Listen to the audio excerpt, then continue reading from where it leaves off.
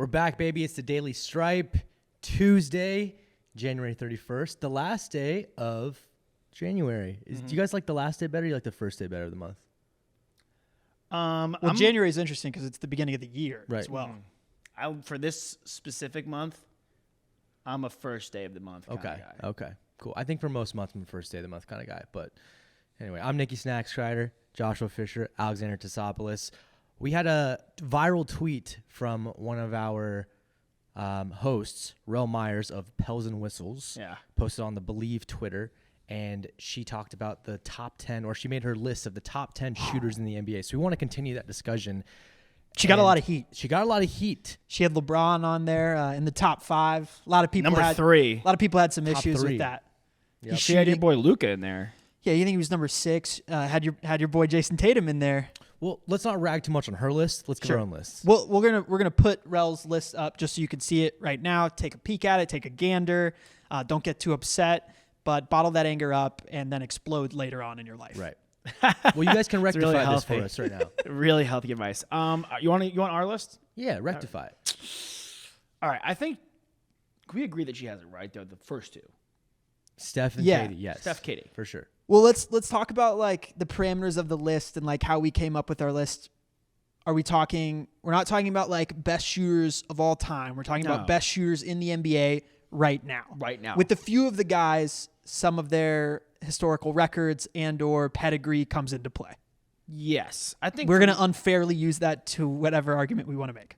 For me, it was a combination of like, okay, who's shooting the ball the best, point blank. And who has the toughest shots. Sure. Like, and that doesn't mean like a guy like Luka, who she had on her list, he shoots almost better than anyone in the NBA in the paint. Mm-hmm.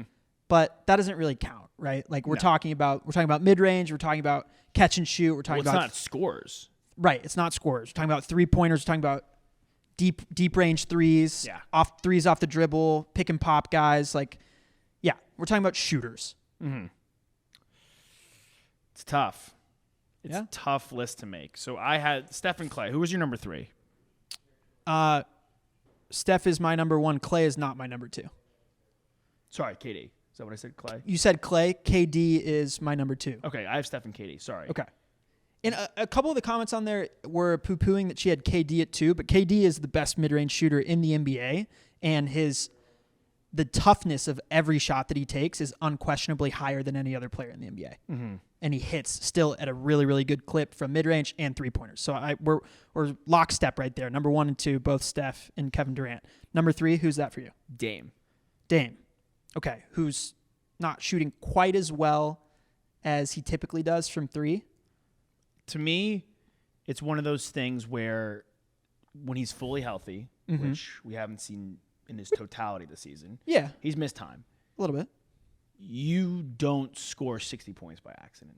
He's done it 3 times in his career. You really need to be balling. Too. Limitless range. Yeah. You need to really, as far as guy, I want the ball in his hands, pulling up, ripping and gripping. Like Dame Lillard might be the number 3 just shooter. Cool. Not saying score, not saying like versatility. I'm saying just purebred shooter. He's probably in my number 3. Okay. You keep going with your list, and then I'll finish off my list. Okay, my list. Well, before you continue with number 4, do you think deep range that Dame is better than Steph? Because a lot of people have said that in past. No. Me too. Me neither. I'm the best shooter ever. Steph. Yeah. Okay, then it gets like a little like I have an and 1 on my list because I know we're giving top 10. I have an and 1. I'll just give you the rest of my list, and this is just based off this year. Go for it. Spida at number 4. Okay. Larry Markin at number 5. Kyrie 6, Buddy 7, Clay 8, Tatum 9, Desmond Bane 10, and my and 1, Paul George. PG, who has also PJ dealt with a little bit of a couple of injuries. He's been in and out of the lineup. Lauri Markkanen at 5, shooting like 43%. He's hit over 150 threes this season. I mean, if it's certain guys are like, okay, they're shooting 40-something%. Mans is hot. Shooting 47% from 3, and then you go to their entire field goal percentage, and it's pretty similar. Right? Markkanen is like 40-something from 3, and then 50-something. So his ability to hit from anywhere, he's so tough to guard. Well, he is leading the NBA, or at least he's top 3 in dunks in the NBA. Yes, he's up there in dunks, but it's not just like that's 100% field goal it is shot 100% right there. Talk about doing it all. Yeah. His ability to hit from really anywhere on the court. He's stroking it from three. He's been the best player by far on this Jazz team. That's shockingly 500. Let's call it how it is. Yeah. No one anticipated. We thought they were going to suck. Like, we thought there would be a bottom 5 team, no question. And they're, as it stands right now, 500 in the playoff hunt. And it's strictly... Not to mention all the first-round picks they player. got from the Minnesota Timberwolves, who are a worse team than them now. That's... So no, good. I think the Timberwolves have they now? Yeah. It's close, though. It's close. And they will surpass them. But, like, the way Walker Kessler's been playing, like, and that overall trade with Rudy Gobert, like, it's a pretty unbelievable deal what they were able to do. Yep. Who else don't you like there? Don't I like? And I'd spite a 4. You okay with that? I'm totally cool with that. Kyrie 6, you probably thought maybe that's too low. I think Kyrie, a similar comparison to Kevin Durant, is excellent from the mid-range. His dribble pull-up might be one of the best in the league. And the way that he shoots is just so pure. Nobody's talking about him, and you know that means he's been playing unbelievably well. He's an all-star starter. And he's a top 5. He's a top 5 starter in aesthetic. Like NBA aesthetic, guys that I just like watching visually, like play. Dribble, pass. It's beautiful. Yeah. I think I'm only differing on 2 guys. So my number 3, the reason why I don't mind Spida at 4 for you is because I have him number 3, actually. Okay, great. I think that off the dribble, off the screen, Spida might be the best shooter in the NBA. He's not as good of a catch-and-shoot guy as Steph is, but when he gets a big man who screens for him, I know Dame is great at doing that, but right now I think Donovan is a better shooter in that situation. His shot is so quick, and it's just buttery, man. Number 4, I have Kyrie. Number 5, I have Buddy Hield. Worth mentioning that he leads the NBA in 3-point field goals made this season. We got to watch him in college. Probably the best shooter I've seen in college. Yeah, and he can do it from the mid-range. He can do catch and shoot from 3 off of movement. Another team that's kind of surprising. Yeah, certainly. Number 6, I have Clay. Number 7, I have Dame. Number 8, I have Bojan Bogdanovic, who's shooting tremendously well. Very tough to argue that. Yeah, I mean, over 40%. He's arguably like everyone loves to throw these like DeRozan, Beal, Lowry, Levine, like all these guys out to be traded. But realistically, the hottest commodity on the market right now is probably Bogdanovic. Troy Weaver, Pistons GM, smart guy. Smart signing. Unbelievable. It's one of the best moves to make, in my opinion, is if you're a struggling team, throw a little extra dollar, but try to get a fair price for a guy that you know that's going to could potentially jack come up trade value, deadline, you can get more and assets. And you get first-round picks back from. Like, they've totally schemed the system that way. 100%. And then number 9, I have your guy, Lauri Markkanen. And number 10, so I have 3 duos as far as 3 groups of 2 guys from the same team. So I've got Stephen Clay, Kyrie and KD, and then I have Donovan Mitchell and Darius Garland as my number 10. Darius Garland's shooting over 40% from 3. He's made over 143 pointers. Like, when I looked at it, I was like, how many threes have these guys hit in the season? Yeah. How many threes are they shooting? And if they're shooting a high volume and they're shooting at a 40% plus rate, that's a great shooter to me. That's how I had it pulled up. I go, who's making the most 3-pointers per game? Yeah. But also, like, what's their clip at? And Hield has been fantastic, as has Steph. And Markkanen's shooting the best out of all those guys from a percentage standpoint. Desmond Bain is a guy that I had in there. Yeah, I think he's like my N1 probably. But he just also is. He missed some time. Inversely to what I was saying before, his difficulty of shot comparatively to a lot of the guys we've listed, it's a lot easier. No knock on him. Like, he's Ja demands a lot of attention. He's a he's like he's like a fringe all-star, honestly. Yeah. I thought you were gonna give my boy some love as like a duo because you said Buddy Hield, my like and one. Tyrese Halliburton. Yeah, he's a great shooter. It doesn't look pretty. You have an ugly. My N1 is probably Desmond Bain. Okay. But there's our list. We'll put them up right here on the screen. Let us know what you think. Did we get it right? Were we better than Rel? Were we worse than Rel? Let us know. Let us know. Yeah, let us know. Okay. I want to make a hard pivot here. Go ahead. Nick. Yeah. You are a LA Chargers fan. You were a diehard San Diego Chargers fan. Chargers moved from San Diego to LA. Correct. You are now an LA Chargers fan. You love Justin Herbert. This team didn't do exactly what you wanted them to do this year, but they did get some valuable playoff experience. So they lose their offensive coordinator, but they bring one in really, really quickly. As soon as Kellen Moore has a mutual parting of ways with the Dallas Cowboys, the LA Chargers swoop in and pick him up. What do you think of this? They probably already knew that was their guy before he made the move over. He probably informed Dallas, hey, I'm going to take the job in LA, and we'll just let bygones be bygones. Yeah. I think for Dallas, they're looking for a scapegoat, right? And maybe Kellen Moore's the scapegoat to like the struggles of Dak and just McCarthy in general. So let's see if they can hit the reset button, get a new offensive coordinator in there. And if it doesn't work, then maybe you're asking, okay, is McCarthy the guy? Do we need to move on from Dak? In the Chargers situation, I interviewed a lot of different guys. I honestly don't know like who the best option could have been. I mean, it would have been cool to get Frank Reich, but he obviously got the head coaching job in Carolina. Yeah.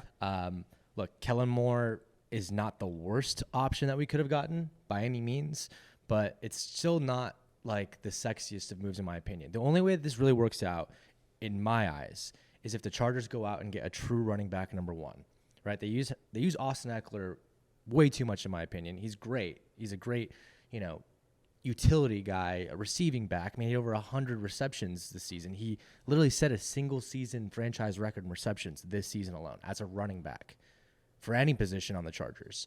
And that you don't really want to see that, right? You want a guy who can carry the ball 20 plus carries and go for over 100, 150 yards a game. And we have not had someone really like that in a very long time. Melvin Gordon a little bit, then Ryan Matthews, or before that Ryan Matthews, LaDainian Tomlinson. But look, He was pretty there's good. a really, really vast market of running backs in the free agency right now. We'll see if they want to spend money. They don't have a huge budget. Or they can look to the draft, not something I'm really fond of doing, taking a running back in the first round, but our guy Bijan Robinson, highest drafted or highest rated prospect in a lot of different boards, no matter what position it is. He's probably going to go within the top 20. So if the Chargers really want him, they're going to have to move up to go ahead and get him. I think that's really the only way that this offense works is if they get the run game going, because that's Kellen Moore's bread and butter. I like thinking about what I saw in that AFC Championship game. I know I'm wearing this Bengals jersey. I'm a huge Jamar Chase fan. Thank you guys for the jersey. Appreciate it. But what Patrick Mahomes was able to do when he was hurt and he wasn't as mobile as he typically is, utilizing Pacheco and McKinnon in the backfield at the same time. Yeah. Right? And if you can get, for Justin Herbert, multiple safety valves, I think the tight end position is still something. They liked what Gerald Everett did this year, but obviously Michael Mayer maybe from Notre Dame. Yeah, like I don't think know they if could. you I need think to they do could that. I think they could upgrade there though. I think they could upgrade. But all that to say, like Eckler will still very much be a cornerstone of this offense. sure. But you can add so much more and so much more pressure off of Justin Herbert by giving him a running back that can run between the tackles consistently. Look, I love Austin Eckler. We've had him on our show, and he even said himself that, like, he's a little guy, so he needs to be careful of his management, right? Of, like, not taking big hits every single play. So he understands that, too. I don't think he would mind sharing a running back room with a guy like Bijan Robinson or someone else. I mean, keeps him healthier, gives him much-needed rest. Yeah. Putting him in on third downs, I mean, where he's actually the most successful. I mean, he's going to get his regardless. There's plenty of teams in the NFL that utilize two running backs in a good way. The Cowboys are just one of them right there. Could guys become available in trade? Oh, yeah. I think the Chargers are going to do a lot this year to try to clear up some cap space. I think you can look at Keenan Allen to potentially get moved. You can look at maybe Mike Williams to get moved. One of the two. You might be able to look at Joey Bosa to get moved just because of his injury history and how much he's owed. And, of course, like there's so much off the field stuff. Yeah, did you see him clap back at that fan at the game? Yeah, so You want to get rid of Mike Williams or one of them? I'm not saying I want to. I'm just saying that like that's something that I think the franchise would be looking into. Look, when it comes to the Chargers, when it comes to the very, very top, I've learned over the years of watching there's no loyalty. There's really like Eric Weddle put his heart, his soul, his entire life into the Chargers organization. And the last game of the season for him, I think it was at Qualcomm or something. They knew that they weren't going to re-sign him. That he wanted to extend with them, and they never wanted to extend him. They didn't even want to have the discussion. And his daughter or something was performing in the halftime performance, and he decided to stay out on the field and watch her perform instead of go to the locker room. It's the last game of the season, meaningless game as well. They weren't going to the playoffs. And I think they said something like, we're not taking you to, I forget what it was. They either fined him or they basically like didn't take him with them to the next game on the road. Like they did him dirty. Sound I familiar. forget what it Yeah, was, but it was weird. It was something weird like that, where Eric Weddle had literally played for the organization for like 8 years, right? And like sold so many jerseys and was a fan favorite to the city. And Great they were player. like, you know what, screw you. Swack. So loyalty is not something that is So they can't make a big splash in the Chargers organization. They can't make a splash in the reverse. Like, what if Kamara's available? What if Derrick Henry's? Is it crazy that Derrick Henry can be available? If I'm being honest, like I think Kamara and Eckler are a little bit redundant. Like I want a guy like Kamara's amazing. I mean, he's a great running back, but look, I want a guy who is like a bruiser, a Bijan, a Derrick Henry, sure, whatever. But I don't think they're gonna make that move. Yeah. If the Titans lose out on if they don't get Carr, if they don't get Brady, if they don't get Rodgers, right? So let's say Tom either stays in Tampa or goes to Vegas. Let's say Rodgers stays in Green Bay or goes to the Jets. Let's say Carr goes to the Panthers or goes to the Commanders. So all of a sudden you're, one of these teams like the Titans. You're kind of got to at what point do you have to like say thanks but no thanks to Ryan Tannehill and restart this thing? You have the head coach, right? Yeah. You can maybe get a good value for Derrick Henry. The Chargers can use him. The only thing is like we're saying is that cap space is something to be worried about. So going out and getting a guy on a rookie deal like Bijan, it's more financially beneficial to the Chargers, right? Would you swap Bosa for Henry? Say what? Would you swap Bosa for Henry? I think they'd have to throw a pick in there as well. I think Bosa's value is a little bit higher than Henry's. Not by a lot. It's an interesting thought, though. Not by a lot, but given Bosa's injuries, it would be more valuable if it wasn't for how many injuries he has. So personnel decisions to be made, certainly. Just you as a Chargers fan and this move, you feel better with Kellen Moore at the OC position than you do with Lombardi. Oh God, well Lombardi was a train wreck. Yeah. I mean, I'll feel better if Josh was the offensive coordinator. Well, it's a good game. It's an interesting move as well because, outside looking in, a lot of people thought that there was a lot of heat on Staley and that after losing that playoff game and that terrible crumbling in the playoff game against the Jags and that come from behind victory, that Staley was potentially going to get fired. If it happens again, something similar, now you've got Kellen Moore, who for the last 2 years, people have been saying, oh, this is a guy who's primed for a head coaching position, which Cowboys fan, I was never buying into that. I needed to see more, and he's a really, really young guy. I get it. We get enamored with these offensive gurus. But who knows? Maybe that's kind of a move that they made with some intention behind it. The one thing I will say about Kellen Moore is that he played. He was an NFL quarterback, and played at Boise State for a while, right?